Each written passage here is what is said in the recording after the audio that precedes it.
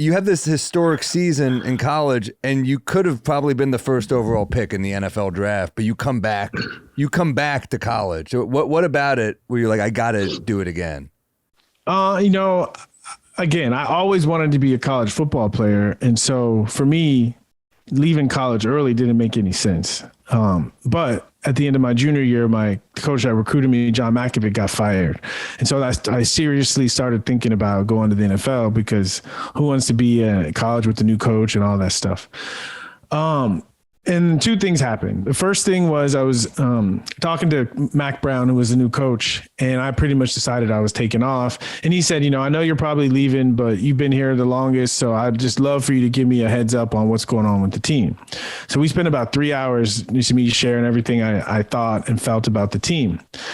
And I noticed the next day when I went to the facility, probably half of what we talked about, he already started to implement some changes, and I felt empowered as a leader. So that got me, feeling like coming back might be a good idea. And then that same week, I was flipping through the college football almanac, and I flipped through to see all-purpose yards, and I noticed that I was, fourth or fifth. But I did the math, and I said, if I have just a little better season than I did as a junior, I could have the most rushing yards ever in college football history. And that intrigued me. And then I flipped a couple more pages, and I got to total touchdowns, rushing touchdowns. And I saw if I have the same year I had as a junior, I could have the most rushing touchdowns and total touchdowns in college football history. I was like, damn. Flipped a couple more pages, got to all-purpose yards. Same thing. I did the math, and I said, if I have a decent year like I had last year, I could be the all-purpose leader for all time. And I thought, man, I have this opportunity to have this triple crown. And it was so intriguing. I said, I got to take a shot at it. And so those two things really were why I came back for my senior year. And that shows you the kind of competitor Ricky Williams was. I mean, you set a goal in college and you went out and achieved it. You honored, even through a coaching change, your scholarship, and you went back and you did what's best for not only you, but you helped out Mac Brown. You propelled Mac Brown into probably, the best stint that Texas football's had in a long time, if not ever. So when you see these running backs nowadays who are on these load management and they don't play in the bowl game, you got to be like, man, that's got to be crazy, huh? I mean, I can understand the load management part, kind of. It's not me, but I understand it. The sitting out bowl games, I have a hard time with that, And it's me though; it's not them. I'm just old school. Yeah, like that. Yeah. I'm a big fan of amateur sports. The word amateur comes from love. So this idea of playing for the love of it, And to me, I couldn't imagine sitting out a bowl game. Damn. Well, we're talking load management. But is 44 carries too much? That's insane to me. That you carry the ball 44 times in a game. Is that crazy? Back then it wasn't crazy. Today it's crazy. And that's one part. The other part, it depends on the game. There's some games where you might need it, but to do it consistently, that's too much. It's too much. Do you get tired? You carried the rock 44 times and you were still out running people. Do you ever get tired? Well, I mean, I was tired, but mainly because that was the last game of the year. So I've been carrying the ball, for 2,000 yards going up to that point. So it was a lot going through the season, but the nature of my game was being tired was part of my game. To me, that's where I got an unfair advantage because if I'm tired and the defender's tired, he still has to tackle me. 100%. And you saw that people couldn't tackle you. And I always remember, he was the pinnacle. There's these bowling ball type running backs, especially and I'm just going to correlate it to the pros and where I was at. No one ever wanted to tackle, especially when it was cold, guys like him. You get these big guys that run low, great pad level, built-in pad level. And then you got to see him in the middle of the hole. And once they break through, and that's what you saw with him. Oh, dude, I don't want to go to Trader Joe's when it's cold. I mean, I can't imagine what you guys went through. I mean, it's insane. Okay, and he would break a tackle in his open field, and then he had the speed to outrun. I mean, it's pretty much insane. And can we talk 90s, late 90s football fashion. Probably the swaggiest dude ever out there. He always had the cut. He had the cut hemmed jersey. You'd have like the spatted cleats. You had the baby dreads going on. Like you were like an innovator, and like now it's getting back to that. Like everyone dressed like that in practice.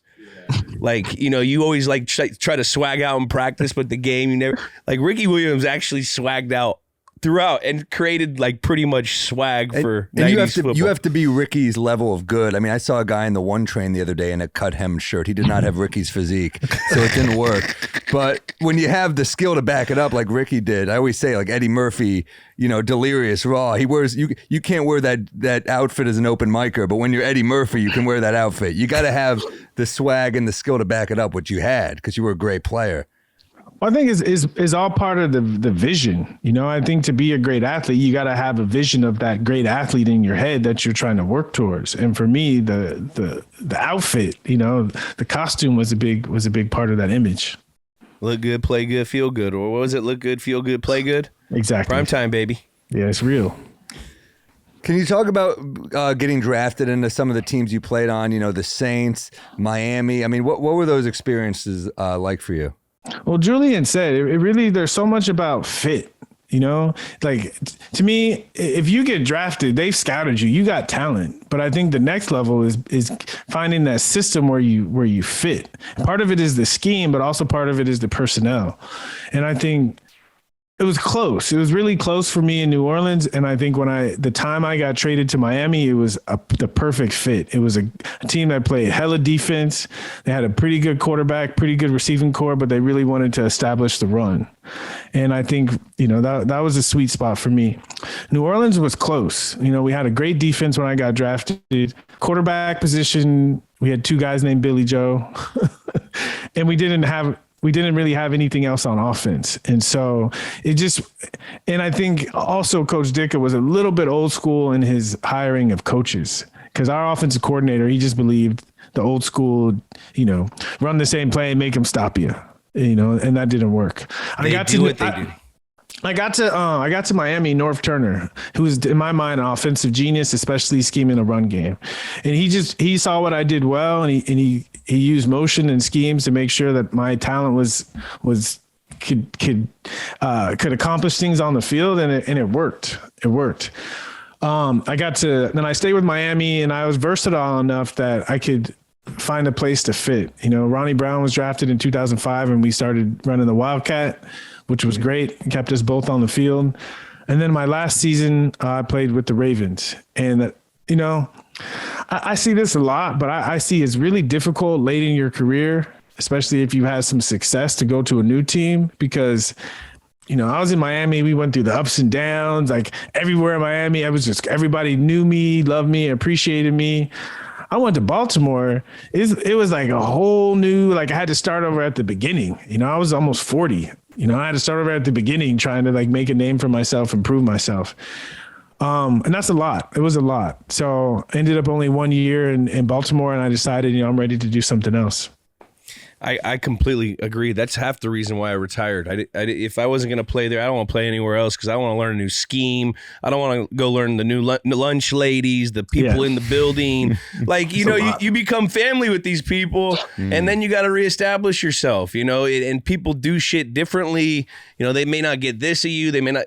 Like, I completely understand with that, especially when you get older.